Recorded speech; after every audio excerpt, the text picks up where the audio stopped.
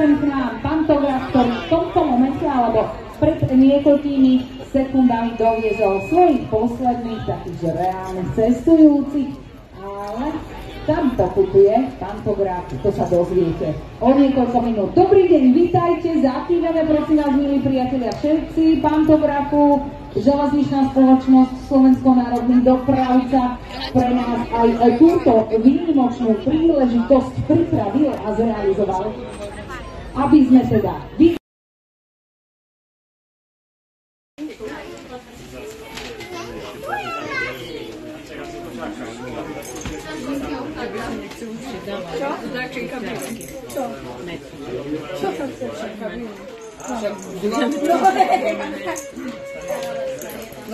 Na co si думал?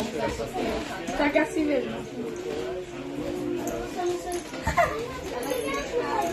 Ale elektrické tu nemôžu chodiť. Čo? Tak to nie sú tak.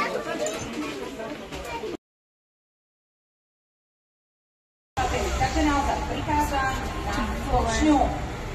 Parné rušne, nazývané štvorkolá, vznikali rekonštrukciou pôvodnej hrady rýchlikových lokomotív vyrobených pre rakúske štátne dráhy. Vo svojej dobe lokomotívy je najväčším a najvýkonnejším v Európe. Zachovalo sa ich, pozorne počúvajte, 5 kusov. Lokomotívu vyrobili pred 600 roky, v roku 1917, nož a v tom istom roku v závode prvá českomoravská spoločnosť v Prahe vyrobili tento stroj. Je majetkom železničného múzea v Bratislave, no v súčasnosti je zverená do starostlivosti klubu historických koľajových vozidiel pôsobiacom pri rušňovom depé na mesta pri Košiciach. Rušeň prakticky po celý čas svojej existencie ťahal osobné aj nákladné vlaky vo východných a stredných Čechách. Po útlmeranej prevádzky v 70. rokoch sa dostal... Počkaj, miláček, niekde vyhnem.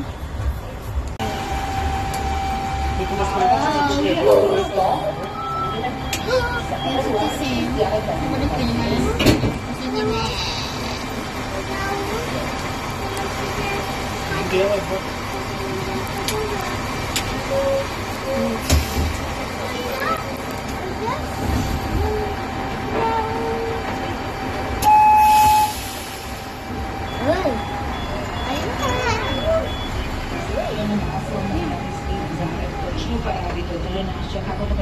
Kývaj.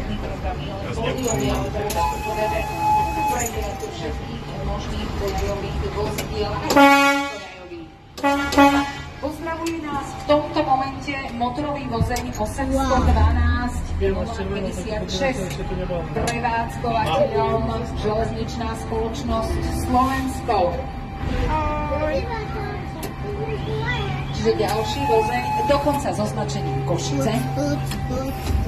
Plný cestujúci prichádza na Točňu. Motorový vozeň jazdí na regionálnych trasách. Vyrábal sa v rokoch 2002 až 2006 ako rekonštrukcia vozidiel série 810. Celkovo bolo vyrobených 65 kusov. Okrem výkonnejšieho motora prešiel zmenami aj interiér, ktorý bol odhlučnený a dostal pohodlnejšie žalúdne. Vo väčšine vozidiel je inštalovaný informačný systém, ktorý upozorňuje na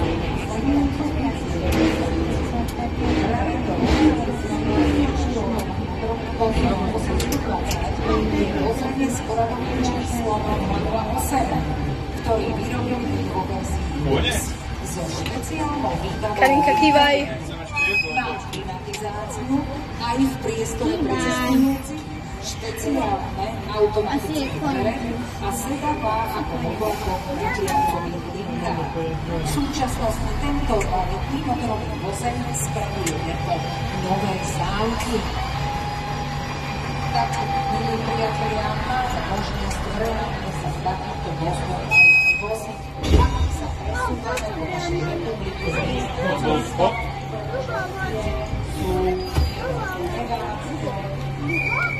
Druhý vchod. Slovensko,